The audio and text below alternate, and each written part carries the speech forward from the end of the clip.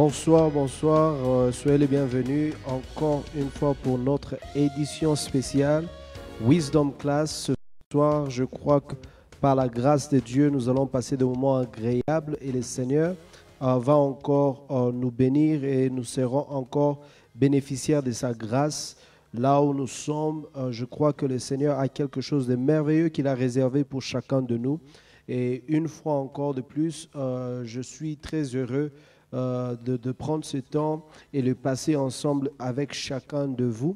Et merci encore une fois de me recevoir dans vos maisons, dans vos bureaux et partout où vous pouvez être à l'instant où vous êtes en train de nous suivre ce soir. Alors rapidement, je vais vous demander si possible de partager cette vidéo, inviter quelqu'un. Il y a des vérités que nous voulons partager ensemble, des sagesses que nous voulons partager ensemble, que je crois par la grâce de Dieu, le Seigneur va encore nous accorder une certaine dimension de compréhension et de révélation par rapport à sa parole et sur les choses que nous voulons discuter ce soir. Et nous sommes toujours dans ce sujet important qui parle de la douleur.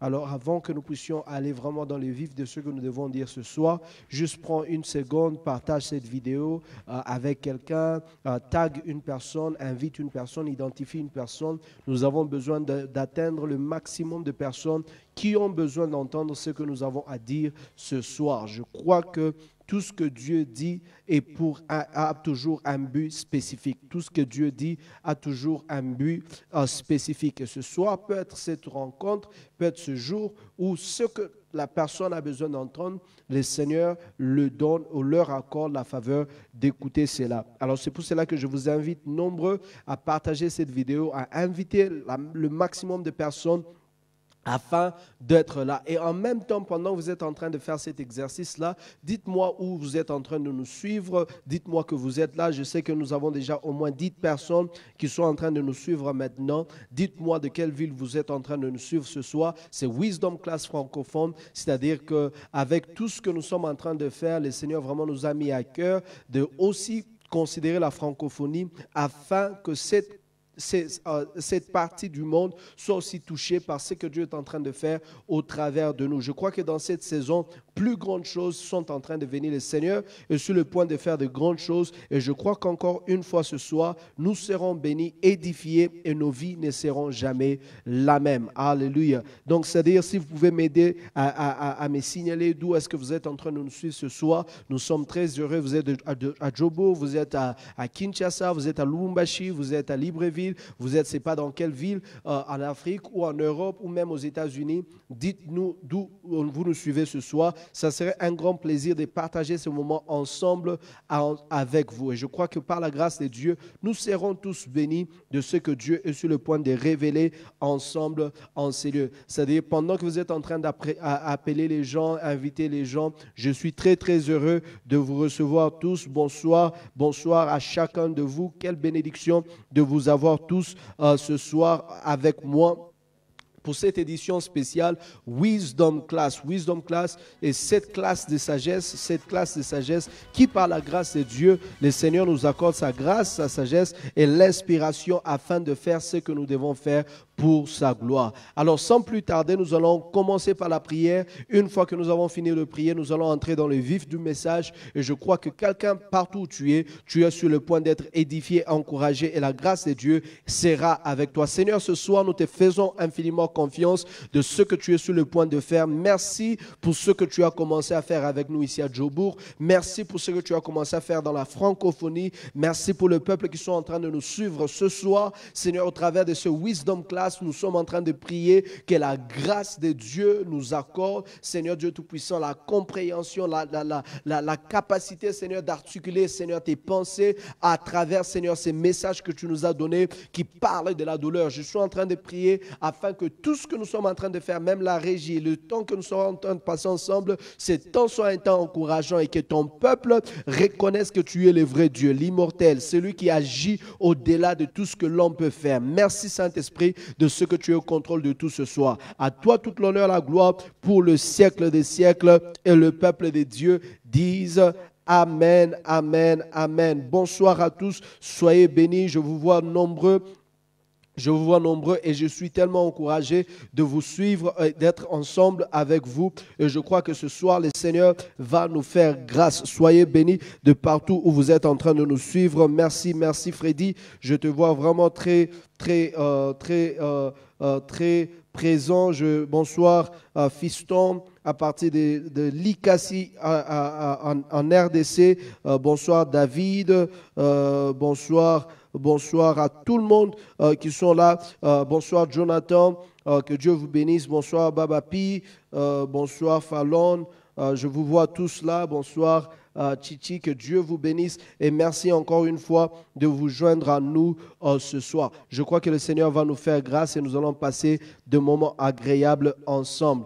Alors, êtes-vous prêts? Prenez vos carnets, prenez tout ce que vous pouvez écrire et je crois que le Seigneur va nous accorder cette sagesse de travailler ensemble ce soir. Alors la semaine passée, j'ai commencé à parler sur les 4 types de douleurs qui sont utiles pour toute personne avec grande destinée. 4 types de douleurs utiles pour chaque personne avec grande destinée. Ce sont les choses sur lesquelles nous avons commencé à parler depuis la semaine passée et je crois que ce soir, je vais aborder peut-être 2 si le temps m'accordait et la semaine prochaine, je vais conclure. Je vais conclure et je crois que le Seigneur va nous accorder assez de sagesse, assez de connaissances pour que nous puissions être en mesure de comprendre la pensée de Dieu concernant nos vies. Donc encore une fois, merci de vous joindre à nous, merci d'être là vraiment présent et je sais que le Seigneur va nous faire grâce. Bonsoir Anna, Jessica, sois bénie aussi pour ta présence ensemble avec nous ici. Alors, la semaine passée, nous avons parlé sur la première douleur, c'était la douleur de séparation. Il était très important de comprendre que dans notre parcours de destinée, toute personne avec qui nous commençons la destinée n'est pas forcément les personnes avec qui nous allons acheminer ou arriver jusqu'au bout dans notre destinée. Il y a certaines personnes dans notre marche de destinée que Dieu permettra à ce que nous puissions nous séparer. Pas parce qu'il y a des problèmes, pas parce que les personnes sont mauvaises, mais juste parce que la saison de leur utilité dans notre vie ou la saison de leur mandat a juste pris fin. Et à cause de cela, le Seigneur peut choisir ou le Seigneur peut permettre à ce que ces personnes-là, nous puissions marcher dans différents sens. Pas parce que l'un ou l'autre est mauvais, mais parce que le Seigneur l'a permis. Mais aussi, ça peut être aussi par manque de gestion des saisons que Dieu nous a données. La manque de gestion par rapport à certaines saisons peut aussi causer cette rupture. Mais cette rupture est toujours importante. Pourquoi? Parce qu'il y a certaines erreurs qui peuvent être commises à un certain niveau plus bas, mais à un autre niveau plus élevé ou à un autre niveau plus avancé, ça peut commettre encore plus de dégâts. Alors le Seigneur peut permettre à ce que, aussitôt que les choses commencent à se détériorer, que ces choses ou que ces personnes-là puissent aller l'un de ce sens ou l'autre de l'autre, disons dans l'autre sens. Et je crois que ces choses sont quand même importantes à ce que nous puissions les comprendre ensemble. Alors, parlons de ces choses ce soir. Je vais parler ce soir sur le deuxième type de douleur, la deuxième catégorie de douleurs qui sont importantes pour notre destinée ou pour notre devenir. Et cette douleur-là, ça s'appelle la douleur de la trahison. La douleur de la trahison. La douleur de la trahison. La trahison, c'est une douleur qui est très difficile à gérer, très difficile à comprendre. Plusieurs personnes ont cédé, ont abandonné leur marche à cause de plusieurs trahisons. Mais c'est là, ce soir, je crois par la grâce de Dieu, nous serons en mesure de comprendre quelle est la sagesse que nous pouvons utiliser par rapport à la douleur de la trahison. C'est pour cela que vous êtes dans cette classe qui s'appelle Wisdom Class. Il y a certaines choses qui nous arrivent dans la vie qui, par la sagesse de Dieu, nous pourrons savoir comment s'en sortir et comment franchir ses limites. Alors, nous sommes en train de parler sur la douleur de la trahison.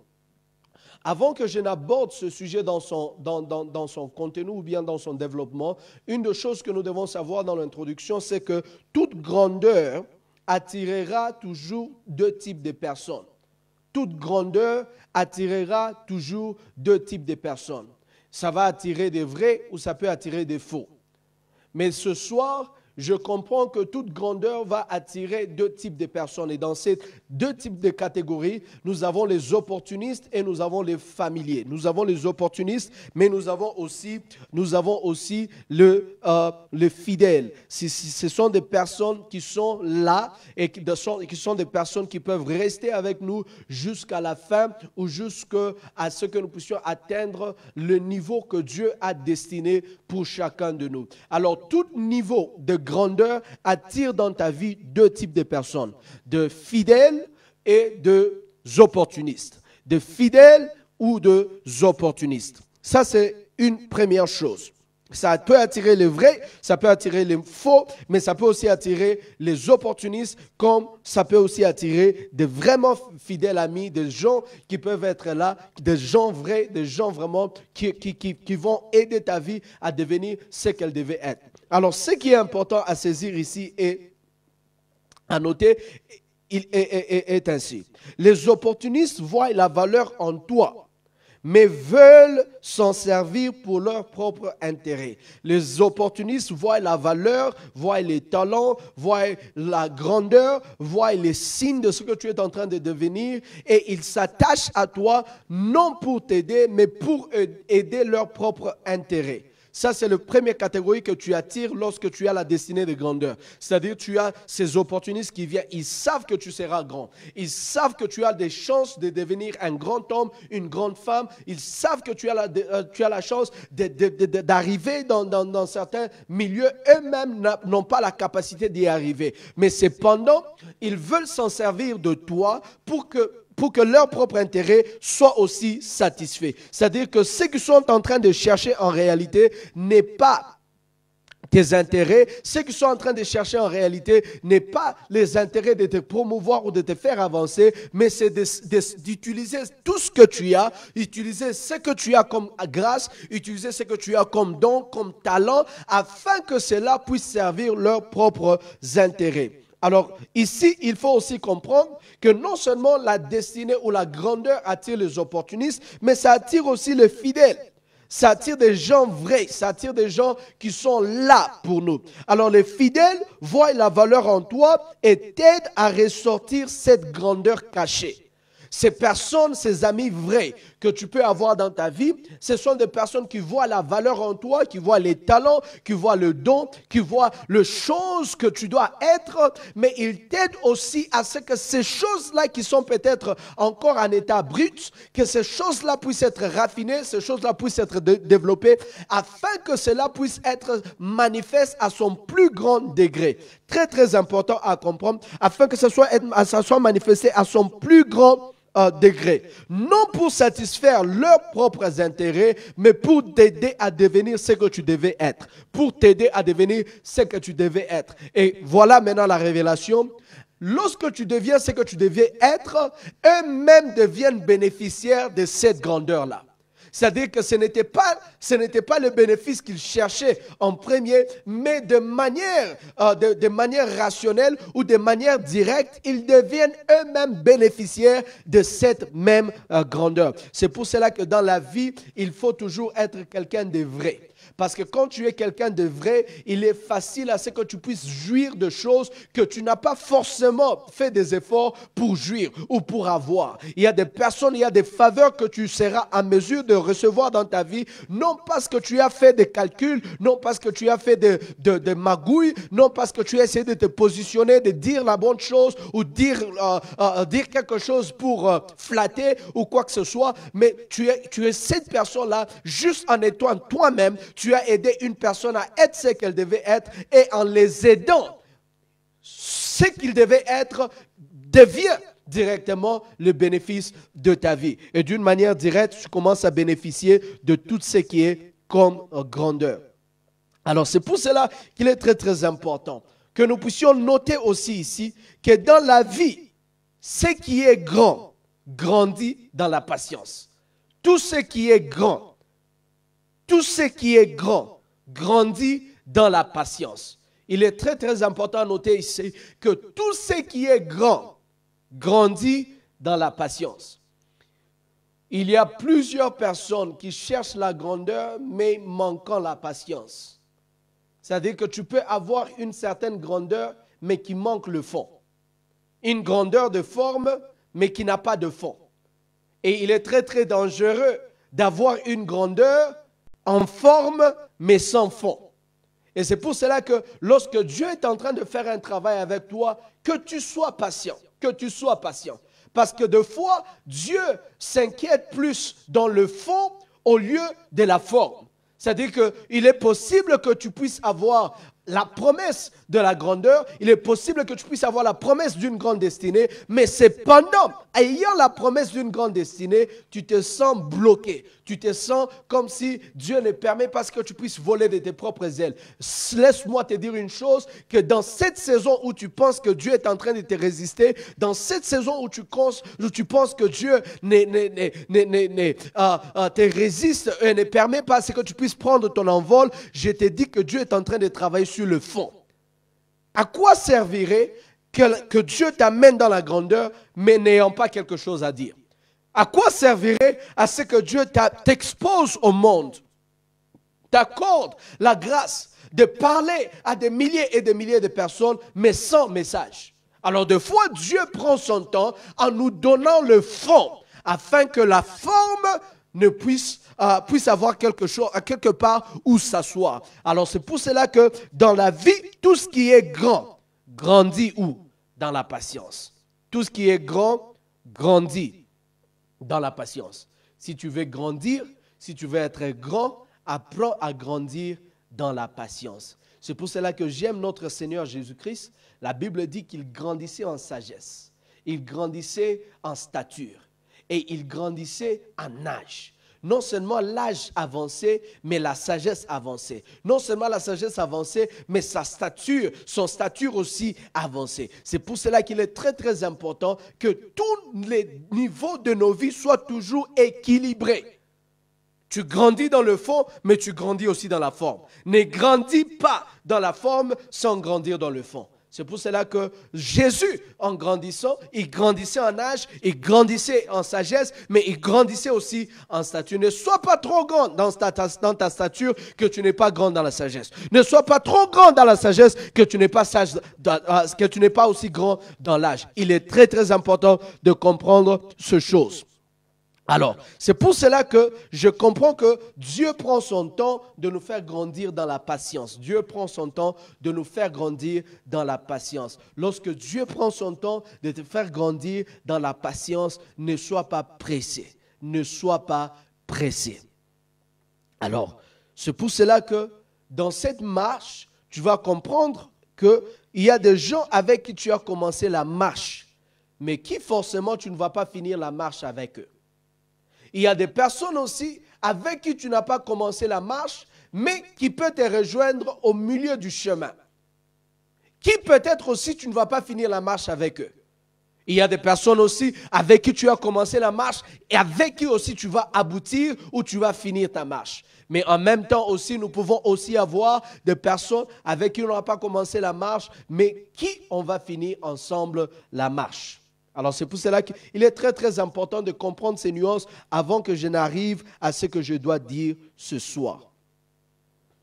Comme je l'ai dit, que chaque grandeur, chaque destinée qui est appelée à grandir, qui est appelée à se développer, qui est appelée à arriver quelque part, qui est appelée à se manifester dans une certaine teneur ou à une certaine capacité, ça va toujours attirer deux types de personnes, les opportunistes. Et c'est souvent dans les opportunistes où nous trouvons ceux-là qui sont facilement ou ceux-là qui peuvent trahir facilement. Pourquoi est-ce que les personnes nous trahissent?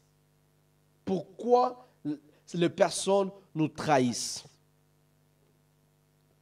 Parce qu'il y a des personnes qui n'ont pas la capacité de voir loin. Ils n'ont pas une vision lointaine. Ils n'ont pas une visée aiguë, une vision aiguë. Ils n'ont pas une vision qui transcende le présent. Et ils voient l'opportunité de te trahir aujourd'hui parce que cette trahison va les positionner. Ils voient que s'ils te trahissent aujourd'hui, ils peuvent avoir facilement ce qu'ils n'ont pas eu dans les années passées. Ils pensent que s'ils te trahissent maintenant, ce qu'ils n'ont pas gagné hier, ils peuvent les gagner. C'est-à-dire que leur vision est souvent courte. leur vision n'est pas élargie. Les personnes qui trahissent ont souvent une vision très courte. Ils vont vous vendre pour satisfaire un besoin élémentaire. Imaginez qu'une personne vous vende juste parce qu'il avait besoin de manger aujourd'hui. Mais tu vends une personne qui pouvait te donner un travail demain. Tu trahis une personne qui pouvait te donner la possibilité ou même l'opportunité d'être ton propre employeur. Tu trahis une personne qui pouvait t'aider demain. C'est pour cela que je dis toujours que la sorcellerie, souvent, c'est quelque chose de très bête. Parce que le sorcier a toujours tendance à ensorceler celui qui l'aide le plus. Imaginez qu'une personne, c'est toi qui payes j'allais dire school fees, c'est toi qui payes ses frais scolaires, c'est toi qui soutiens, c'est toi qui fais toutes ces choses. Mais cette personne-là, à cause, c'est pas moi de la jalousie, à cause, c'est pas moi de quoi, cette personne-là arrive à te trahir ou te vend. Pour le dire vraiment en français simple, cette personne te vend, cette personne te trahit. Mais si elle te trahit, c'est qui va mourir ou c'est qui va souffrir à la fin? Ce n'est pas toi, mais c'est la personne elle-même. C'est pour cela qu'il est très très important à comprendre que souvent la trahison est souvent provoquée par des personnes qui n'ont pas une vision exposée. Provoquée par des personnes qui n'ont pas une vision exposée. Souvent aussi, les personnes qui nous trahissent, ce sont des personnes qui jamais sont un problème pour nous. Ou je ne suis pas un problème pour eux, mais d'une manière ou d'une autre, ils avaient un autre motif lorsqu'ils me rejoignaient. Une personne peut te trahir pour plusieurs raisons. Alors cette douleur existe. La douleur de la trahison existe parce que souvent la trahison a toujours une caractéristique brute ou brusque. La trahison a souvent une caractéristique brusque. Ce n'est pas quelque chose que tu as anticipé. Lorsque Absalom va trahir son père David, ce n'est pas quelque chose que David pouvait s'attendre. Ce n'est pas quelque chose que David a vu venir. C'est quelque chose qui est venu par surprise. C'est pour cela que la trahison a toujours tendance à briser nos cœurs. Pourquoi? Parce que cette trahison a ce caractère brusque. Il vient souvent, il a souvent ce caractère brusque. Tu ne t'attendais pas à ce que ton mari puisse te tromper. Tu n'attendais pas à ce que ta femme puisse te tromper. Et d'une manière brusque, tu apprends cette chose et cette trahison brise le cœur et ça crée une certaine douleur dans ton esprit. Et c'est très très important à ce que nous puissions comprendre ces choses. Et deuxièmement, la caractéristique de la trahison ou de la douleur de la trahison, c'est qu'elle vient briser la confiance. C'est souvent les personnes en qui nous avons confiance qui nous trahissent. Regardez ce qui va se passer. La personne qui va trahir Jésus s'appelle Judas. Judas était le trésorier. Et à ce que je sache, on ne donne pas la caisse à quelqu'un qui n'a pas confiance, à quelqu'un en qui on n'a pas confiance. Mais c'est la personne en qui on a confiance qui va trahir Jésus.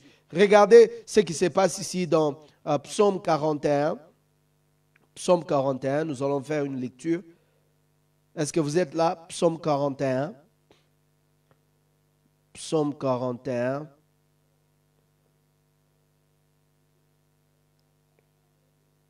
Psaume 41, verset, je prends la version, verset 8.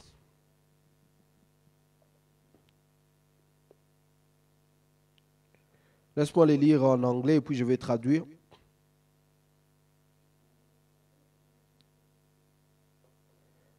Psaume 41, verset 9. La Bible dit, even my own familiar friends in whom I trusted, who hate my bread, has lifted his heel against me. Regardez ce que ça dit en français. Oh mon Dieu. Le verset, en français, c'est le verset 10, je pense. Il dit ceci, celui-là même avec qui j'étais en paix, celui-là même à qui j'étais en paix, en qui j'avais confiance, qui mangeait mon pain, lève les talons contre moi, lève les talons contre moi. C'est-à-dire que la personne qui trahit n'est souvent pas une personne étrangère, n'est souvent pas une personne qu'on ne connaît pas. C'est souvent une personne de confiance. C'est pour cela que je suis en train de prier que dans ton environnement, que dans tout ce que tu es en train de faire, que les personnes en qui tu as confiance, que Dieu les préserve, que les diables ne puissent pas hanter leur cœur. Parce que si les diables hantent leur cœur, si les diables peuvent changer ou détruire leur cœur, ils seront disposés à te trahir. La Bible dit que la personne avec qui j'étais en paix, qui avec ma confiance, qui mangeait mon pain, lève les talons contre moi. C'est-à-dire que la personne qui finit par me trahir, c'était une personne que je connais, une personne que j'ai nourrie, une personne à qui je fais du bien, une personne que j'ai portée à cœur. Et c'est pour cela que la douleur de la trahison fait très mal. Ça fait très mal parce que ce sont souvent des personnes que nous avons portées à cœur.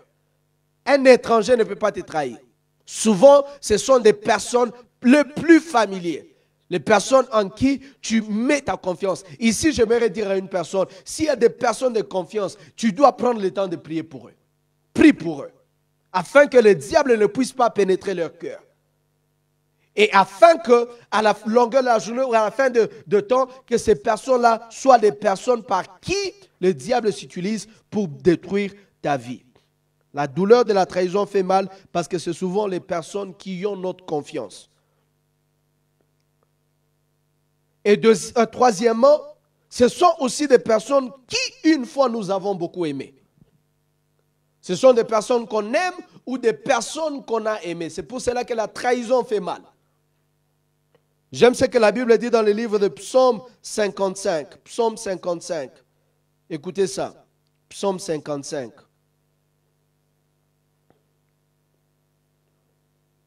Psaume 55, verset 13 en français, en anglais le verset 12. Il dit, ce n'est pas un ennemi qui m'outrage, je le supporterai. Ce n'est pas mon adversaire qui s'élève contre moi, je me cacherai devant lui. Mais c'est toi que j'estimais mon égal, toi, mon confident, mon ami. Ensemble, nous vivions dans une douce intimité. Nous allions avec la foule à la maison de Dieu. Et c'est cette personne-là qui trahit. Pas un étranger, mais une personne avec qui tu as pris le temps de bâtir une amitié. Tu as pris le temps de vivre une intimité, de partager certaines choses ensemble, de partager de temps, de partager des mémoires, partager des souvenirs. Mais c'est cette personne-là qui finit par te trahir. Ici, je vais vous dire quelque chose avant d'avancer à ce qui doit être dit. Toute trahison ne peut que contribuer à ta prochaine dimension. Vous savez, il y a certaines personnes qui vous trahissent pensant qu'ils vous vendent. Mais ils vous vendent pour entrer dans votre destinée. Exemple Joseph. Ses frères l'ont vendu. Les frères de Joseph l'ont trahi. Mais ils l'ont trahi. Réalisez là où il est arrivé. Toute trahison d'une personne qui a une destinée ne le propulse que dans sa destinée. Toute personne qui est trahie, portant une promesse, cette trahison ne fait qu'entrer cette personne dans leur destinée. Regardez, même la trahison de Judas n'a fait que pénétrer Jésus dans sa destinée de gloire. C'est pour cela que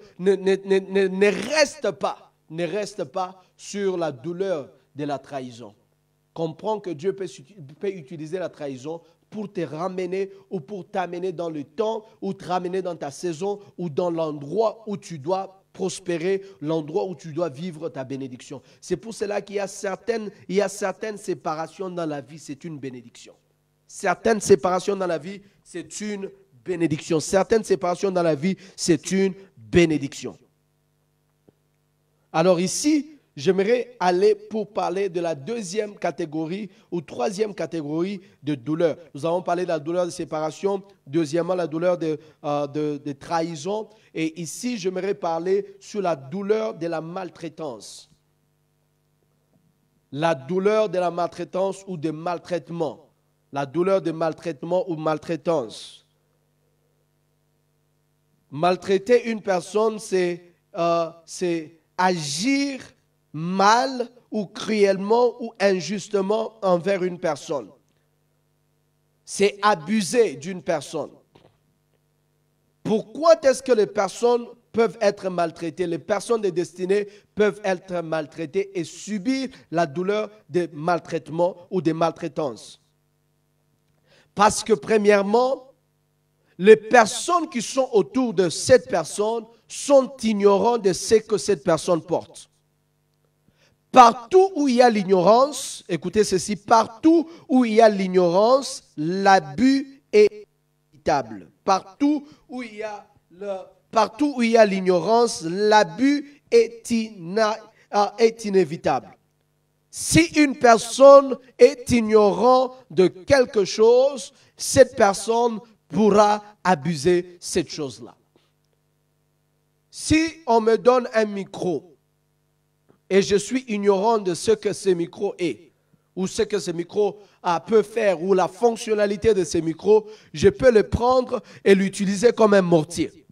Je commence à l'utiliser comme un mortier. Mais en utilisant le micro comme un mortier, je suis au fait en train d'abuser l'utilité de ce micro. Et c'est pour cela que plusieurs personnes, en étant ignorants de la destinée de gens autour d'eux, étant ignorants de ce que leur destinée est en train de porter, ils se retrouvent souvent victimes de maltraitance, victimes de maltraitement. Et c'est pour cela que ce soir, je suis en train de prier que Dieu accorde l'intelligence, que Dieu accorde la connaissance, que Dieu ouvre les yeux des gens autour de toi, afin que ces personnes comprennent qui tu es réellement. Parce que ces personnes-là peuvent t'abuser, ne sachant pas comment ou ce que tu es en réalité. Partout où il y a l'ignorance, vous allez voir la maltraitance. L'ignorance est inévitable. L'abus est inévitable là où il y a l'ignorance. Et cette ignorance peut être l'ignorance de la valeur, l'ignorance du but ou de l'objectif, l'ignorance de l'avenir. Il y a certaines personnes, tu ne sais pas combien coûte une chose, et parce que tu es ignorant de la valeur de la chose, tu maltraites cette chose-là. Ou tu traites cette chose-là ne tenant pas compte de sa valeur. Imaginez, on t'offre une bague en or, en diamant, et tu laisses cette bague-là dehors. La raison pour laquelle tu as laissé la bague dehors, c'est parce que tu es ignorant de sa valeur.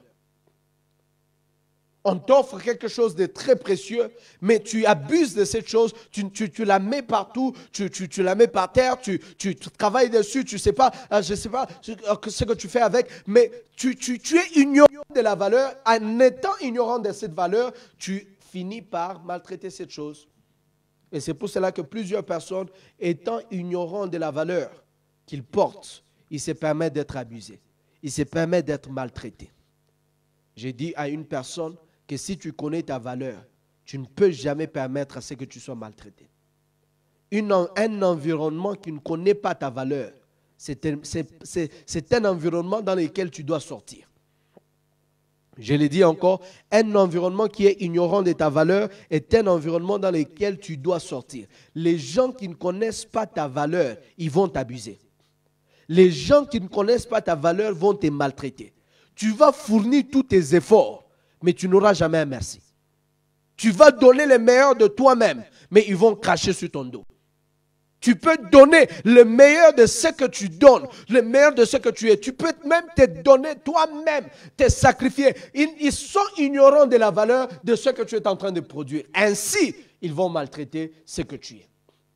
J'ai prié pour une personne ce soir que Dieu t'aide, afin que tu ne sois pas victime, de maltraitance. Premièrement, c'est enraciné dans l'ignorance. Deuxièmement, c'est enraciné dans la cupidité. Une personne qui cherche toujours à avoir plus va te maltraiter. Une personne qui cherche toujours à avoir plus qu'elle a, il va te maltraiter. C'est pour cela que dans cette session ce soir, je suis en train de prier que Dieu chasse un peu les cupides loin de toi. Ces gens-là savent comment utiliser des gens. Ils savent comment s'utiliser. Ils vont te sucer tout ce qui est en toi, sucer tout ce qui est de valeur en toi et te laisser sèche. Pourquoi? Parce qu'on va te maltraiter étant cupides eux-mêmes. Et troisième chose, la maltraitance peut être aussi enracinée dans la haine. Ça peut être enraciné dans la haine. Lisons Genèse chapitre 37. Genèse chapitre 37. Genèse chapitre 37. La Bible dit à partir du verset 3, je pense. Genèse 37 à partir du verset 3. La Bible dit, Israël aimait Joseph plus que tous ses frères parce qu'il l'avait eu dans la vieillesse et il lui fit une tunique de plusieurs couleurs. Ses frères virent que leur père l'aimait plus que eux tous. Il eut un songe et le raconta à ses frères qui les haïrent encore davantage. Vous allez comprendre ici que la haine des frères de Joseph n'a pas commencé avec les songes. N'a pas commencé parce que Joseph rêvait. N'a pas commencé parce que Joseph a fait un rêve de grandeur. N'a pas commencé parce que Joseph avait des signes déjà d'être un homme grand, un homme qui devait être quelqu'un de grand, un homme qui devait arriver ou avoir une grande destinée. La haine dans la famille de Joseph ou par rapport à ses frères a commencé juste parce que la Bible dit que son père l'aimait. Vous allez comprendre que la trahison dans la vie de Joseph ou la façon dont Joseph sera maltraité dans sa famille n'a rien à voir avec ce que Joseph faisait. Mais ça a tout à voir avec la haine de ses frères. Vous allez voir qu'il y a souvent de fois, vous vous retrouvez, vous êtes haïs. Sans faire quelque chose de spectaculaire. Vous êtes haïs sans avoir quelque chose d'important que vous avez fait ou quoi que ce soit. Mais cette maltraitance est issue de la haine dans le cœur de certaines personnes autour de vous. Alors voici ce que va enseigner cette douleur. Cette douleur, que ce soit de la trahison, que ce soit de la maltraitance, va vous enseigner l'humilité. Parce qu'elle va toujours vous ramener au plus bas de l'échelle. Elle va vous faire sentir comme si vous n'avez pas quelque chose, comme si vous ne comptez, vous n'avez rien de valeureux, rien de valeur. Et cette douleur-là va vous faire sentir comme si vous êtes la moindre des personnes. Mais c'est dans l'humilité que Dieu vous élève. C'est dans l'humilité que Dieu vous fait ressortir. C'est dans l'humilité que Dieu vous positionne. C'est dans l'humilité que Dieu manifeste sa grandeur. Imaginez un enfant bien-aimé, il va se retrouver étant comme la Bible dit, il va être un serviteur, un esclave dans la maison de Potiphar. Il sera échanson dans la maison de Potiphar. La Bible dit, étant ses serviteurs dans la maison de Potiphar, même dans la maison de Potiphar, il sera maltraité. Pourquoi? Parce que Dieu avait un objectif. Dans ce parcours de maltraitance, il va se retrouver maintenant positionné là où il devait être. Oh, la Bible dit que Dieu fait grâce aux humbles. Et c'est pour cela que ce soir, je suis en train de prier pour une personne partout où tu es en train de me suivre, que peu importe ce que tu peux subir, peut-être tu as subi la maltraitance dans ton enfance, dans tes relations, tu as été maltraité, tu n'as pas toujours été une personne qui a eu la vie facile. Laisse-moi te dire que souvent ce sont des signes de la grandeur. Lorsque tu vois que tu es une personne qui n'a pas eu une vie facile, l'enfance n'a pas été facile, les choses que tu ne les as pas eues facilement, même le niveau où tu es, ça semble aller, mais tu n'as pas eu ces choses-là facilement. Laisse-moi te dire que ce n'est pas pour rien que le Seigneur permet à ce que tu puisses passer par ce chemin-là. Parce que c'est dans ce chemin-là que tu trouves ton identité aussi. Non seulement l'humilité, ça t'enseigne l'humilité, mais ça t'enseigne aussi à connaître ce qui est en toi, à découvrir ce qui est en toi, à découvrir ce qui est en toi. Lorsque les gens te méprisent, des fois, ça te pousse à regarder au-dedans de toi et te dire que je n'ai personne, je n'ai que moi. Et en regardant en toi, ton œil change. Tu ne te regardes plus comme un accessoire, mais tu te regardes comme un acteur principal de ta vie. Et c'est en regardant ta vie comme un acteur principal que tu te positionnes pour les changements. Et troisièmement, ces deux douleurs nous apprennent à compter sur Dieu. Même quelqu'un que tu appelles mon pire ami, quelqu'un que tu appelles mon proche, mon confident, cette personne-là peut te trahir. Cette personne-là peut te maltraiter. Mais à la fin de ces choses, ça t'apprend une leçon. Je n'ai que Dieu sur qui compter. Et c'est pour cela que dans cette série de Wisdom Class, j'aimerais toujours rappeler ton esprit à ce que tu n'as que Dieu sur qui tu peux compter. Dieu peut se servir des gens imparfaits. Dieu peut se servir des gens qui, dans une saison, ont été une bénédiction, mais dans une autre, peuvent te causer de la douleur. Mais même dans cette saison-là, sache que Dieu sera toujours avec toi. Je finis par vous lire ce texte ici dans le livre de, je crois, 1 Thessaloniciens, chapitre 2, verset 1 et le verset 2. 1 Thessaloniciens, chapitre 2, verset 1 à 2. La Bible dit, mes amis, vous savez que notre temps avec vous n'a pas été perdu. Vous savez que notre temps avec nous n'a pas été perdu. C'est-à-dire qu'on n'a pas gaspillé ces temps ensemble. Mais regardez ces temps, comment il était. Comme vous vous en souvenez, nous avons été maltraités. Les apôtres sont en train de dire que ce temps n'a pas été gaspillé. Mais ce temps qui n'a pas été gaspillé a été caractérisé par quoi? Le verset 2 nous dit que vous connaissez vous-même que ce temps, nous avons été maltraités, nous avons été insultés à Philippe. Mais Dieu, nous a donné le courage de vous annoncer la bonne nouvelle à son sujet, même si beaucoup de gens nous ont causé des ennuis. Même si beaucoup de gens nous ont causé des ennuis, ce temps n'était pas en vain. Il y a des gens qui nous ont maltraités. Il y a des gens qui nous ont insultés. Mais ce temps n'était pas en vain. Laisse-moi te dire que le temps que tu passes ne sera jamais en vain. Dieu fera toujours ce que ce temps puisse compter pour une chose. Le temps de trahison, le temps de maltraitance, que ce soit le temps où personne ne comprend. Les gens sont en train de t'utiliser de n'importe quelle manière. Sache une chose, qu'ils peuvent t'utiliser, mais ils ne peuvent jamais enlever la chose que Dieu a placée au-dedans de toi. Et c'est pour cela que ce soir, je suis en train d'inviter une personne, que ta grandeur va attirer de personnes. Certains seront des opportunistes. Ils vont t'utiliser une échelle et après te jeter parce qu'ils sont arrivés au top. Mais laisse-moi te dire que le top où ils veulent arriver sera ton niveau le plus bas.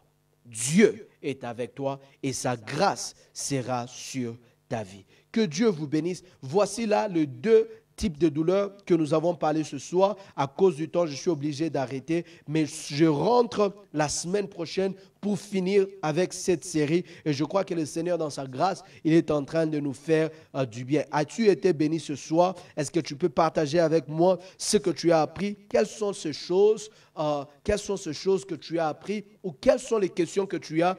Je pense que je n'ai que 6 minutes qui nous restent pour notre temps. Est-ce que je peux avoir quelques questions, 2 ou 3, pour répondre à vos préoccupations. Et je crois que par la grâce de Dieu, nous allons essayer de répondre et voir comment avancer avec les Seigneurs. Rapidement, tu as une question, tu peux me la poser directement dans le comment box. Tu peux me poser directement cette question et je crois que le Seigneur va nous faire grâce de répondre à quelques de ces questions. J'ai parlé de la douleur de la trahison. J'ai dit que la trahison, deux fois, est bousculée ou souvent est poussée par des gens qui n'ont pas une vision.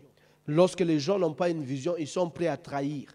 Ils te trahissent parce qu'ils ne savent pas que les choses pour lesquelles ils sont en train de trahir, demain, ça pouvait être des choses que tu pouvais les donner gratuitement ou ils pouvaient même les avoir gratuitement étant à côté de toi. Mais parce que les personnes sont ignorantes de ce que tu es, ou de ce que tu es en train de devenir, ces personnes sont prêtes à te vendre, sont prêtes à arrêter avec toi ou à t'amener là où disons, te vendre et t'abandonner parce qu'ils n'ont pas une vision élargie. Que Dieu vous bénisse. As-tu une question ce soir? Tu peux me l'écrire ici sur le comment et je n'ai que quelques minutes qui me restent pour répondre à ces questions. Que Dieu vous bénisse abondamment. Vous êtes bénis. Merci beaucoup d'être nombreux à nous suivre ce soir. Merci. J'attends vos questions. Vous avez une question, deux questions. Rapidement, mon temps est presque passé. J'ai juste 2 minutes qui me restent pour répondre à vos questions. Que le Seigneur vous bénisse. As-tu une question rapidement?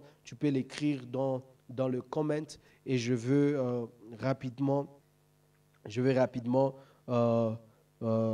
essayer d'élaborer dessus et vous donner la clarté par la grâce et la sagesse de Dieu.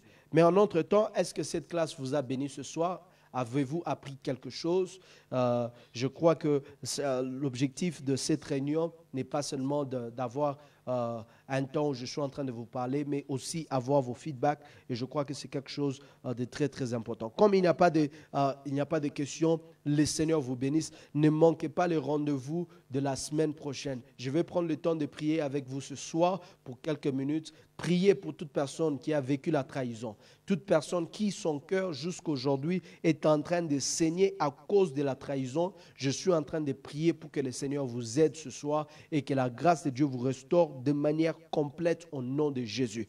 Seigneur, je suis en train de prier pour ton peuple. Je demande la grâce dans cette saison. Éternel Dieu Tout-Puissant, toi qui connais nos cœurs, toi qui connais nos esprits, je suis en train de prier, Seigneur, pour toute personne qui, Seigneur, a vécu la douleur de la trahison. Ils ont été trahis par les gens, Seigneur, en qui ils ont, Seigneur, les personnes à qui ils ont donné confiance, à qui ils ont fait confiance. Des personnes, Seigneur, qu'ils ont appelées des amis, des personnes qu'ils ont appelées collaborateurs. Seigneur, d'une manière ou d'une autre, Seigneur, dans leur parcours, ils ont été trahis. J'ai pris que tu guérisses ces cœurs brisés. J'ai pris, Seigneur, ce soir, que tu guérisses cette personne qui ne sait plus faire confiance à cause des douleurs de la trahison. Je suis en train de prier, Seigneur, ce soir, afin que tu accordes la grâce, que tu accordes la sagesse et que ton peuple soit béni, restauré dans le nom de Jésus. Merci pour tout ce que tu es en train de faire. À toi tout l'honneur, la gloire pour le siècle des siècles. Et le peuple de Dieu dise Amen. Alléluia. J'ai une question ici rapidement avant de vous laisser partir.